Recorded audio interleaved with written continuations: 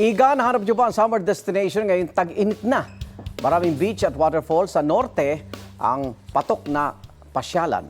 May mga nakabook na ngang turista sa Saud Beach sa Pagudpud, Ilocos Norte. Iba't ibang water activities sa maaaring ma-enjoy roon gaya ng pagsakay sa speedboat at banana boat. Base sila hindi ng mga wind turbine sa gilid ng dagat. Nakistambay naman dyan ang Municipal Disaster Risk Reduction and Management Office. May choice din na talon. Yan ang Tanap Avis Falls sa bayan naman ng Burgos. Picture perfect ang nakakamanghang rock formation doon na dinadaluyan ng crystal clear na tubig. Dinarayo rin ang Ubog Alsem sa bayan naman ng Bintar. Malinis at kulay asul ang tubig sa ilog. Ang ilan sa mga bumibisita naglalaro sa malalaking bato at meron ding nagdadive sa ilog.